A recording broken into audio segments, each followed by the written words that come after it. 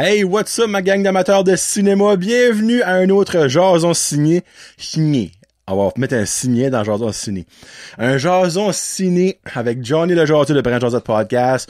J'étais comme long overdue pour en faire un, puis c'est comme un petit peu weird la situation qui a comme arrivé. So basically, vous savez déjà un petit peu le concept. Moi, j'attends d'avoir 3 films vus au cinéma pour faire une review. Pourquoi? Parce que ça me tente.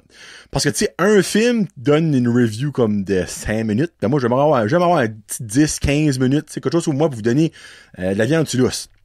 Puis ben, j'ai été stock à 2 films pour un bon bout. Puis je n'ai vu 3 dans la même semaine après ça. So basically, là, je vais faire une review de 3 films. Puis la prochaine review va dans vraiment être pas longtemps. Parce que demain, je vois déjà le 3e film de ma prochaine review. Et voilà.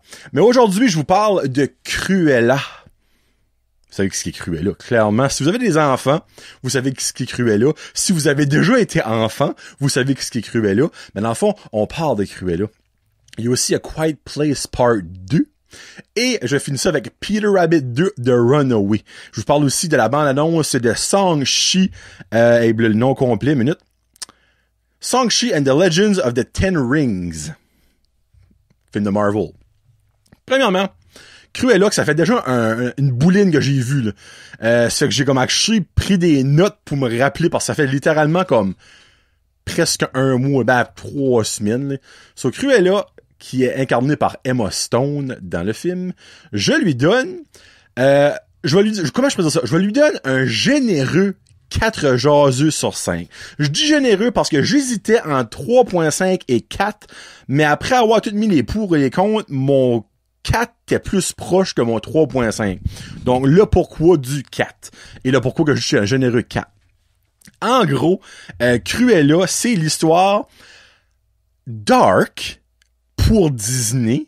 Je vais mettre ça de même parce que c'est un film de Disney. Il est disponible right now à acheter sur Disney+. Moi, je l'ai vu au cinéma, mais vous pouvez l'avoir au fameux prix de, je crois que c'est 34$ sur Disney+, si vous avez accès à Disney+.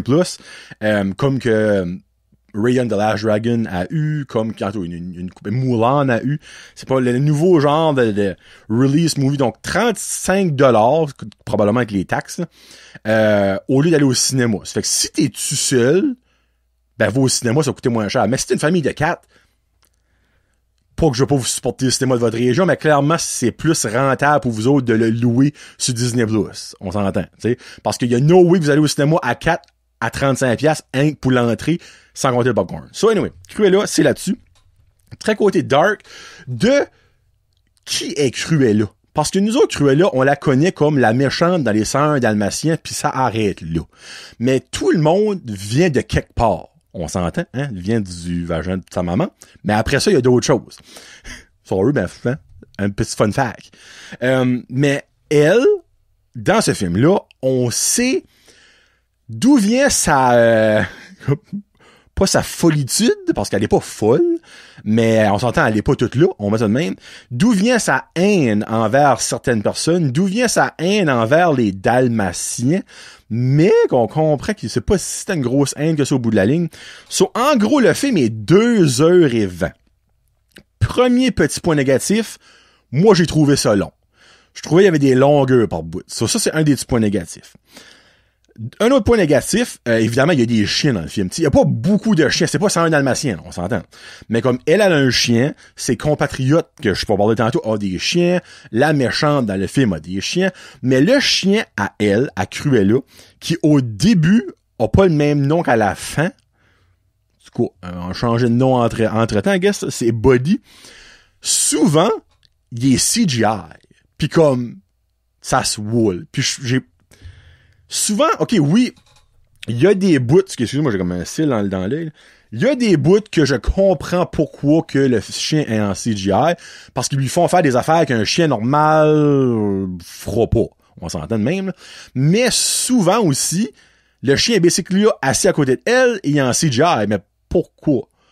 Moi, je suis vraiment piqué sur ça. Pourquoi utiliser du CGI quand quelque chose aurait pu être utilisé en réalité?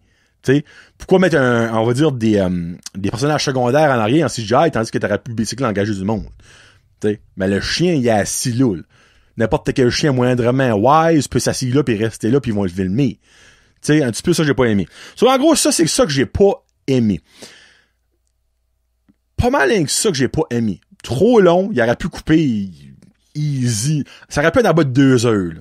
Comme, facile. Chien CGI. Puis ce que j'ai un petit peu pas aimé aussi, c'est que le film est carrément divisé en 2. Toi, la partie numéro... Ben, il y a pas... Genre, il y a pas un bout dans le film, c'est comme... Part 2. Mais tu le vois, quand tu l'écoutes, c'est comme... OK, là, on rentre dans la partie 2 du film. En gros, il y a la montée au... Ben, dans le fond, il y a l'histoire jeunesse de Cruella, sa montée au sommet des stylistes. Parce qu'elle, c'est ça que son but au bout de la ligne, devenir une styliste. Ben, genre, créatrice de robes pis de linge. Moi, j'appelle ça une styliste. Puis après ça, t'as partie 2, qui est la revanche. La revanche, pourquoi? Je vous ferai pas de spoiler, mais il y a une revanche là-dedans. Ça, j'ai trouvé que c'était trop divisé. Comme, c'était juste trop... OK, on tombe dans la deuxième partie. Il y avait pas de flow. C'est vraiment juste comme fait tac-tac. Puis ça, j'ai moins aimé ça. Bon. Ça, c'est le négatif du pourquoi que c'est pas un 4.5, c'est pas un 5, et que c'est borderline un 4 pour moi. Quelque chose que j'ai adoré, la performance de Emma Stone, qui est Cruella, et Emma Thompson, qui est la méchante, sont super. Performance, vraiment, là, pas dit, cool, là, c'est dû à dire de nos jours, man. T'sais, on parle peut-être pas d'Oscar, là, mais tabarnak qui ont vraiment bien joué leur jeu. Pourquoi j'ai aimé ça? Probablement parce que c'était flamboyant, tout ça. Il y a un mot précis pour ça, le wardrobe, dans le fond, les costumes. Les robes qu'il y a là-dedans, c'est malade. Comme les outfits qu'ils ont, c'est super. Ça se passe des années comme... Là, je suis peut-être dit, j'ai comme oublié, genre 70, 80, là, ish, tu sais, dans ce temps-là. Là. Mais ça, c'est super. Là. La cinématographie est vraiment bien faite. C'est vraiment dark, souvent black and white, comme les cheveux de Cruella. Ça, j'ai vraiment apprécié ça. J'ai adoré le trio Cruella, Jasper, Horace, qui est basically 3 brigands. Puis t'as aussi là-dedans Harty qui embarque à un bout. Là, il est pas là du début. Là. Mais j'ai aimé leur chimie pis tout ça. J'ai aimé les acteurs qui ont pris pour faire ça. J'ai vraiment aimé ce bout-là. Comme que je disais, Buddy qui est souvent en CGI que je trouve pointless. Mais Buddy là-dedans, il est quand même un personnage secondaire-ish, on va dire de même. Puis il y a Wink. Le chien de Horace et Jasper vole le show.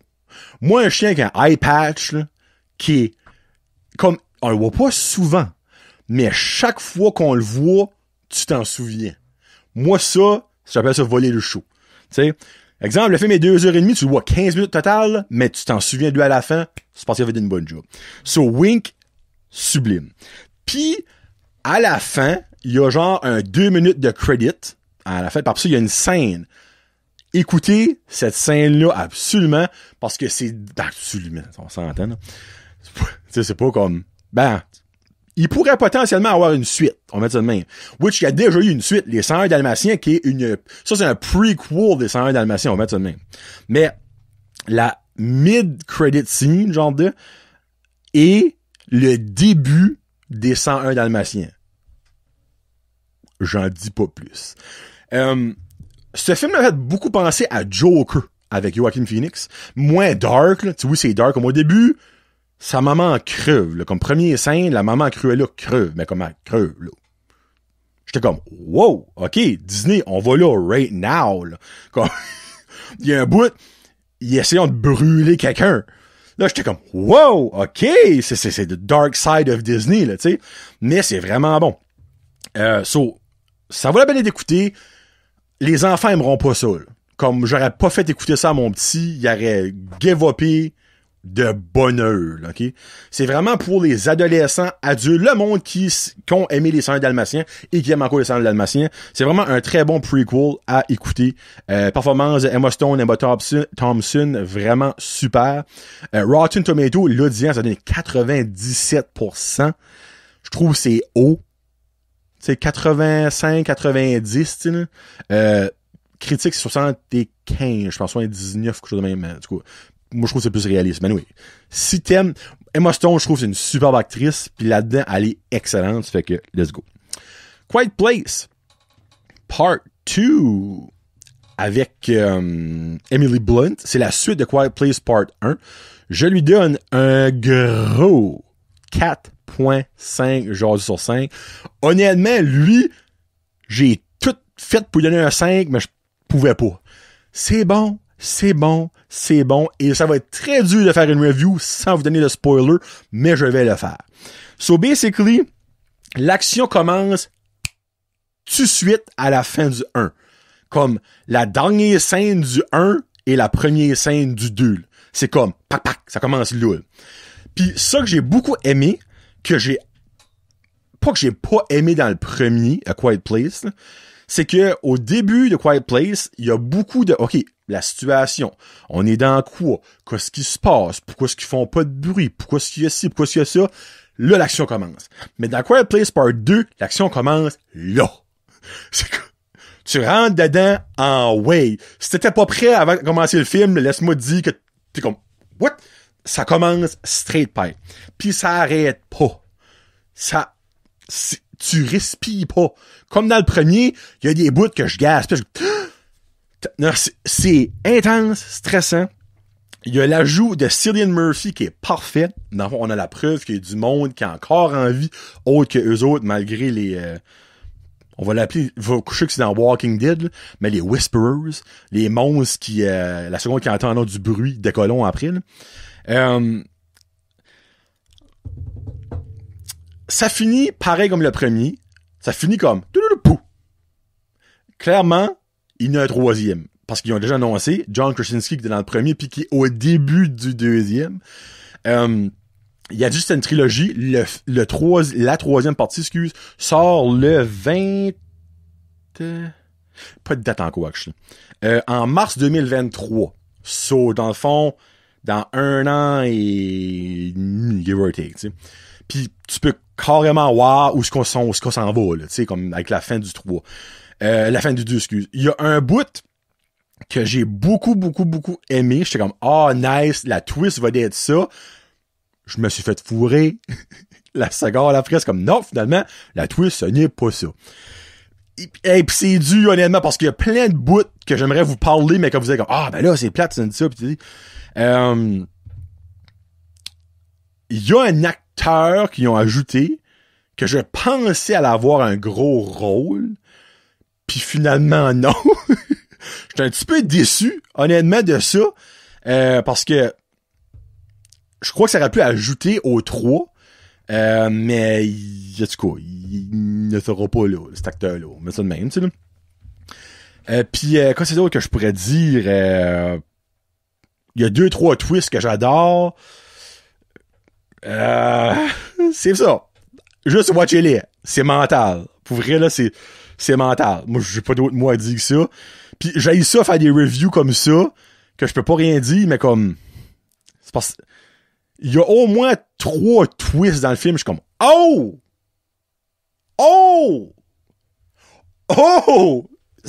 Puis je peux pas vous dire parce que je suis pas un mange-marde, je fais pas les spoilers.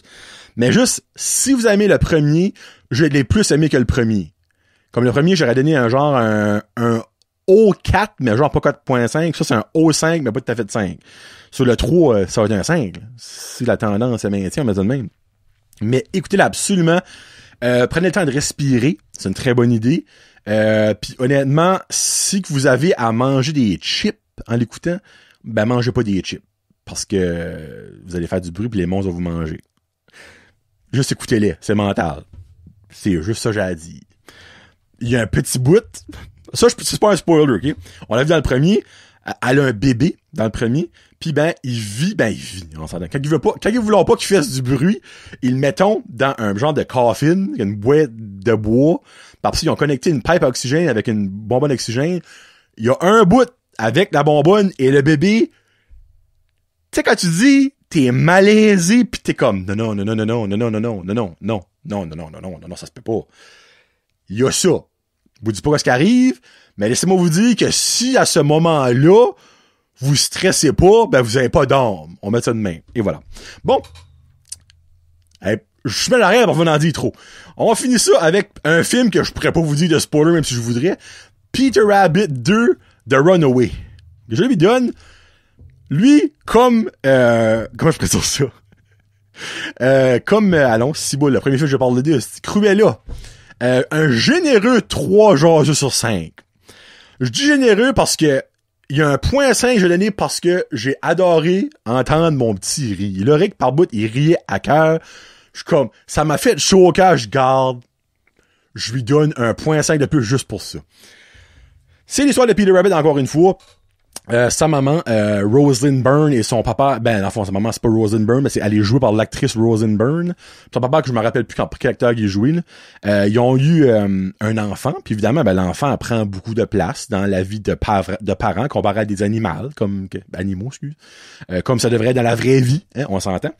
Puis, ben, eux autres, dans le fond, la famille de Peter Rabbit, ils vivent dans le jardin, en harmonie avec le papa qui, au début du premier film, jusqu'à comme la moitié, il les détestait, voulait les tuer pis tout ça. Ben, tu sais, tuer, on s'entend, un film d'enfant, là. Puis, ben, jusqu'à ça que le livre de Peter Rabbit que la maman écrit, devient très, très populaire. Puis, il y a une grosse méga big brain maison de production qui veulent waver sur son succès. Et achetons les droits de ce livre-là, puis ben, transformons l'histoire de Peter Rabbit. Peter Rabbit devient un méchant dans l'histoire, puis dans le film, il est comme « Hey, je suis pas méchant », puis tout ça, puis ça tourne autour de ça.